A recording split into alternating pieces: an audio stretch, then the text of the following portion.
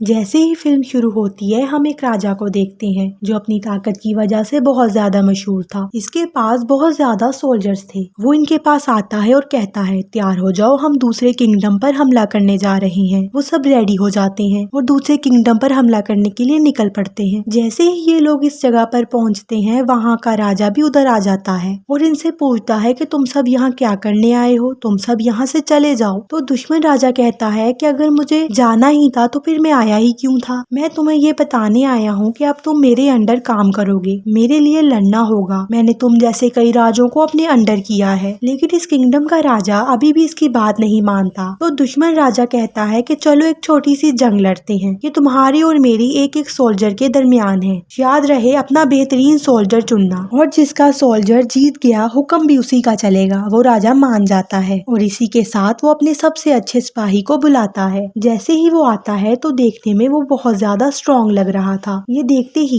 पहला राजा एक सिपाही का नाम लेता है, एक्लीस। लेकिन इसकी आर्मी में कोई भी बाहर नहीं आता। तो ये देखकर सब लोग इसका मजाक उड़ाने लगते हैं और वो राजा कहता है कि मेरे सिपाही से डर गया आपका सिपाही। तो पहला राजा कहता है कि तुमने इसको अभी देखा ही नहीं है, वरना तुम ऐसी बात ना करते। इसी के साथ राजा को बताया जाता है कि एक्लीस यहाँ पर नहीं है। राजा उसे वहाँ बुलाता है। जैसे ही वो यहाँ आता है राजा उससे बहुत ज्यादा नाराज होता है। तो एक्लीस कहता है कि ठीक है मैं वापस चला जाता हूँ। तो दूसरे किंगडम का राजा कहता है कि तुम मत जाओ, क्योंकि अगर तुम चले जाओगे तो हमारे बीच बहुत बड़ी वॉर शुरू हो जाएगी। हमें यहाँ पता चलता है कि एक्लीस अपनी मर्जी का मालिक होता है। वो चाहे तो लड़ता है वरना नहीं लड़ता। उसका दिल करे तो वो किसी वॉर में हिस्सा लेता है और ना ही वो अपने राजा को राजा मानता है। अब लड़ाई शुरू होती है और एक्लीस इस एरिया में जाते ही दूसरे किंगडम के सिपाही को पहले ही वार में मार देता है और फिर सबसे कहता है आओ मैं खड़ा हूँ और वार करनी है, किसी को मुझसे मुकाबला करना है। लेकिन कोई भी इसका सामना हरगिज भी नहीं करना चाहता था। दूसरे किंगडम का राजा अब समझ जाता है कि मुझे सब कुछ दुश्मन राजा के हवाले करना होगा। तो वो अपनी कमान एक्लीस को पकड़ाता है, कहता है कि अपने राजा को दे दो। एक्लीस कहता है मेरा कोई राजा नहीं है और ये कहकर वो वहाँ से चला जाता है। अब सीन चेंज होता है और अब हम एक और किंगडम ट्रॉय को देखते हैं, जहाँ के राजा के दो बेटे होते हैं। एक का नाम हेक्टर और एक उसका छोटा भाई।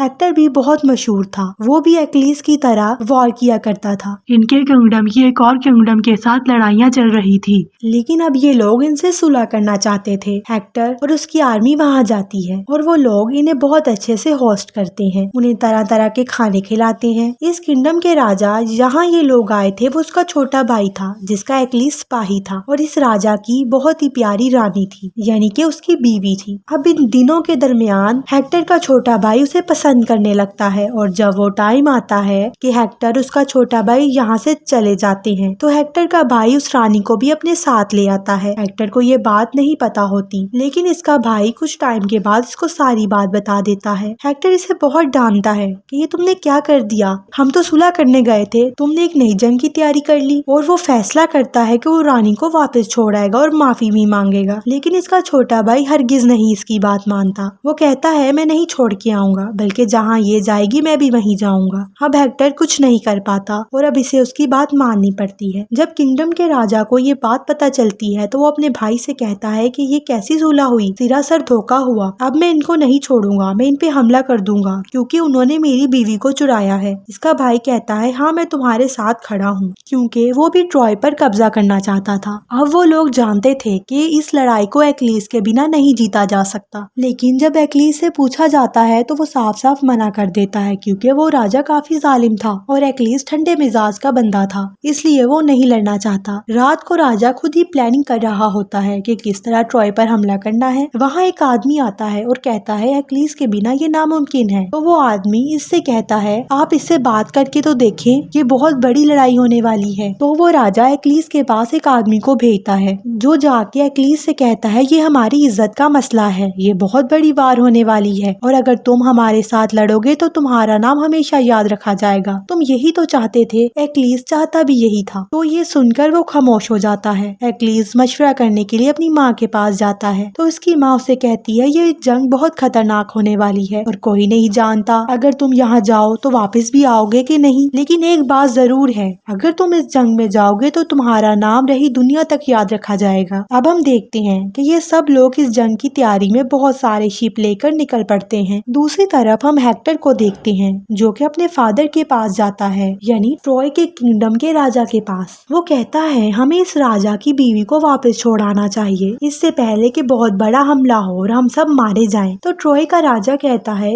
इसमें लाने वाले की भी तो मर्जी होनी चाहिए और मैं किसी का दिल नहीं तोड़ सकता। हेक्टर कहता है कि किसी का दिल टूटना सब लोगों की जान जाने से बेहतर है, लेकिन वो राजा इसे वापस भेजने पर तैयार नहीं होता। तो हेक्टर कहता है कि आप भी जानते हैं कि वो दोनों राजा कितने जालिम हैं। वो अपनी बहुत बड़ी फौज लेकर यहाँ आ जाएंगे और हमें मार डालेंगे। तो ट्रॉय का राजा कहता है बेटा आज तक हमें कोई हाथ नहीं लगा सका क्योंकि हमारे किंगडम की दीवारें बहुत बड़ी हैं। तुम फिक्र नहीं करो, वो जितनी भी फौज ले आए लेकिन दीवारें इतनी महफूज हैं कि कोई अंदर नहीं आ सकता। लेकिन हेक्टर बहुत ज्यादा परेशान था क्योंकि कहीं ना कहीं वो जरूर जानता था कि बहुत बड़ा मसला होने वाला है। दूसरी तरफ हम देखते हैं कि वो दोनों राजा ट्रॉय पर हमला करने के लिए निकल पड़ते हैं और अपने बहुत सारे शिप और आर्मी के साथ। लेकिन समुद्र में बहुत आगे ही इनके एक और शिप होती है। उन्हें पता चलता है कि ये शिप तो एक्लीस की है। राजा कहता है तुम अब आए हो, कहीं ना कहीं तुम्हारा कोई और मकसद है, इसलिए तो नहीं आए कि वहाँ जाकर खुद ही सारी जगह को फतह कर लो। अभी वो ये सोच ही रहा होता है कि एक्लीस वहाँ पहुंचकर उन सब सिपाहियों को मार देता है। इसकी इतनी शानदार लड़ाई देखकर शिप में मौजूदा सारे लोग इसका नाम पुकारने लगते हैं इसकी हौसला अफजाई करने के लिए। ये देखकर राजा को काफी गुस्सा आता है कि हमेशा ऐसा ही होता है, जितनी भी जंगें हमने लड़ी उसमें एक्लीस का ही नाम होता है, किसी की नजर तो मुझ पे पड़ती ही नहीं। एक्लीस अंदर जाके सब जगहों को लूट लेता है और तभी वहाँ पर राजा आता है हेक्टर। एक्लीस इससे कहता है कि मैं तुमसे नहीं लड़ूंगा, असली जंग तो कल शुरू होगी हमारे दरमियान। फिर हम देखते हैं कि एक्लीस एक खेमे के अंदर चला जाता है और वहाँ एक लड़की होती है जो कि बहुत रो रही होती है। इसे एक्लीस के लोगों ने ही दूसरी औरतों के साथ कैद किया था। वो हेक्टर की कजन थी। वो कहती है तुमने हमारे लोगों को मारा, हम इसका बदला जरूर लेंगे। फिर एक्लीस इसके पास जाता है और कहता है तुम्हें मुझसे डर लग रहा है? तो वो लड़की कहती है नहीं।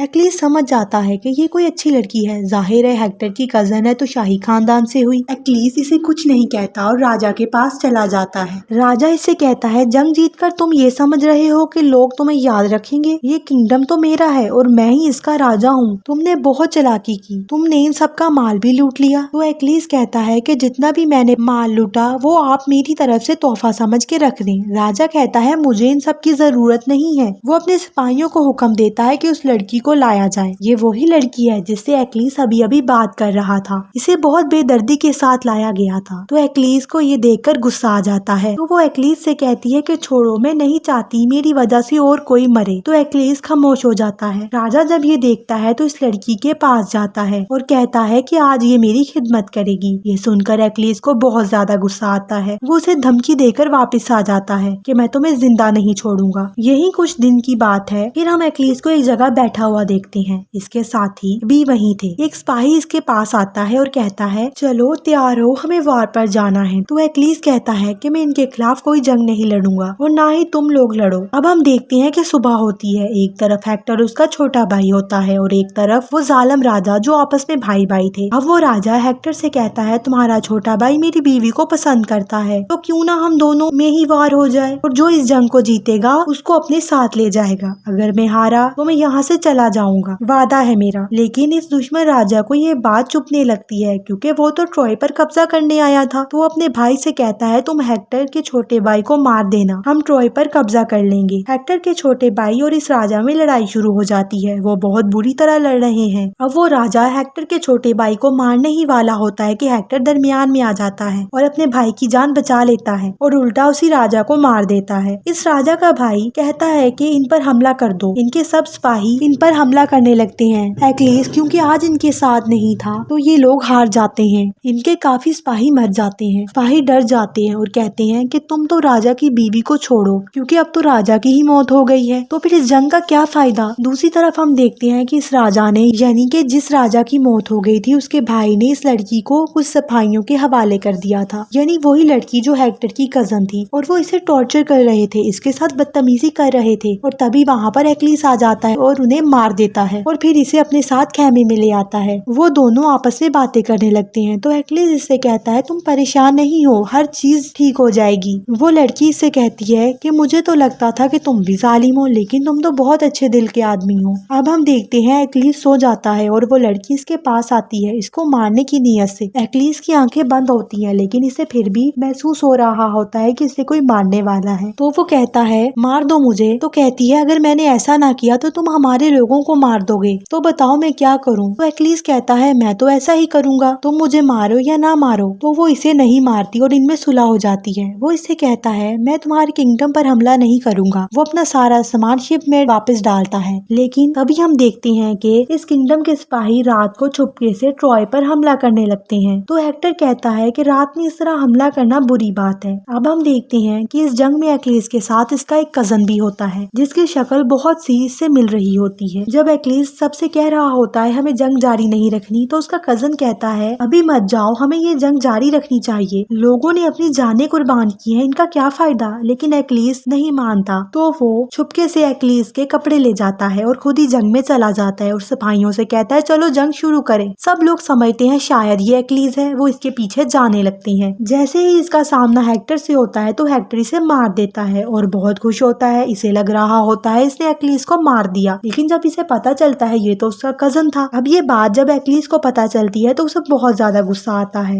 और वो ट्रॉय पर हमला करने के लिए खड़ा हो जाता है। इनकी दीवारों के बाहर वो हेक्टर को आवाजें देने लगता है और अब हेक्टर बाहर आ चुका था। इन दोनों में बहुत लड़ाई हुई। यहाँ पर एक्लीस हेक्टर को मार देता है। फिर एक्लीस हेक्टर की डेड बॉडी को घसीटता हुआ अपने साथ ले जाता है। रात को खेमे में हेक्टर का बाप यानी ट्रॉय का राजा वहाँ आता है और कहता है मुझे मेरे बेटे की डेड बॉडी दे दो, मैं इसे एजाज देना चाहता हूँ जो एक अच्छे फाइटर को दिया जाता है। तो एक्लीस इससे कहता है तुम्हें डर नहीं लगा कि मैं तुम्हें मार दूंगा। तो वो राजा एक्लीस से कहता है जिसका जवान बेटा मर गया हो उसे मरने की और क्या जरूरत है। तो एक्लीस इसे इसके बेटे की डेड बॉडी दे देता है। सब लोग बहुत उदास होते हैं। हेक्टर वाकई ही अच्छा फाइटर था और वो अच्छा इंसान भी था। इसके साथ साथ एक्लीस इससे कहता है कि मैं आपके बेटे के मरने के गम में 12 दिन का रेस्ट देता हूँ आपको, और इसके साथ हेक्टर की कजन को भी रहा कर देता है यानी आजाद कर देता है और कहता है 12 दिन तक आप पर हमला नहीं करूंगा। जब ये बात एक्लीस के राजा को पता चलती है तो वो गुस्सा करता है, आग बगोला हो जाता है कि तुमने मुझसे पूछे बगैर ही ऐसा कर दिया। अब 12 दिन बाद ट्रॉय किंगडम के राजा और सब लोग बाहर देखते हैं तो कोई भी नहीं होता, सिर्फ लकड़ी का घोड़ा होता है और इनके आसपास कोई भी नहीं होता। ट्रॉय किंगडम के लोग समझते हैं उन्होंने हमारी आबादत की जगहों को तबाह किया था इसलिए उनको सजा मिली है। समझते हैं कि वो सब के सब मर चुके हैं या कुछ लोग डर के भाग गए हैं। अब वो प्लान करते हैं कि हमारी तो मजहबी जगह को इन्होंने तबाह कर दिया, क्यों ना हम इस लकड़ी के घोड़े को अंदर ले जाएं। और वो अब इसको अंदर ले आते हैं और वो सब लोग बहुत खुश होते हैं और बहुत सुकून महसूस करते हैं कि हमने जंग जीत ली, क्योंकि उन्हें दूर दूर तक कोई नजर नहीं आ रहा था। रात होती है और वो सब लोग बेफिक्र होकर सो जाते हैं, लेकिन वो घोड़े खाली नहीं थे, उनके अंदर एक्लीस और उसके सिपाही थे। एक्लीस का राजा कुछ सिपाहियों के साथ बाहर खड़ा था। जैसे ही रात होती है एक्लीस मौका देकर घोड़े से बाहर आता है और ट्रॉय किंगडम के सारे दरवाजे खोल देता है, जिससे वो राजा और उसके सिपाही अंदर आ जाते हैं और वो अंदर आकर लोगों को मार देते हैं और वो जालिम राजा ट्रॉय किंगडम के राजा को भी मार देता है। फिर हम हेक्टर की कजन को देखते हैं जो दुआ मांग रही होती है कि सब ठीक हो जाए, लेकिन तभी पीछे से वो जालिम राजा आता है। वो उसके साथ बदतमीजी करता है। वो लड़की अपना चाकू निकालती है और इसे मार देती है। इस लड़की को पकड़ने के लिए 2 सिपाही आगे बढ़ते हैं, लेकिन एक्लीस वहाँ पर आ जाता है और इन दोनों को मार देता है। इसी टाइम हेक्टर का छोटा भाई आ जाता है। वो एक्लीस के पाँव पर तीर मार देता है। इसके पाँव पर तीर आर पार हो जाता है, लेकिन एक्लीस फिर भी खड़ा रहता है और इसकी तरफ बढ़ना लगता है ताकि इसे मार सके। लेकिन इसी दौरान हेक्टर का छोटा भाई इस पर और वार करता है, जिसकी वजह से एक्लीस काफी कमजोर हो जाता है और वहाँ पर गिर जाता है। पीछे से हेक्टर की कजन हेक्टर के छोटे भाई को मना कर रही होती है कि प्लीज ऐसा ना करो, इसे नहीं मारो, लेकिन वो इसकी बात नहीं सुनता। एक्लीस नरमी से कहता है तुम यहाँ से चली जाओ, क्योंकि पूरे ट्रॉय किंगडम तबाह होने वाला है। वो जाना नहीं चाहती पर उसे जाना पड़ता है। एक्लीस वहाँ पे मर जाता है। फिर हम देखते हैं कि एक्लीस को जला दिया जाता है और इससे उठता हुआ धुआं हेक्टर की कजन दूर से देख रही थी। इसके साथ इस मूवी का अफसोसनाक इख्तिताम हो जाता है।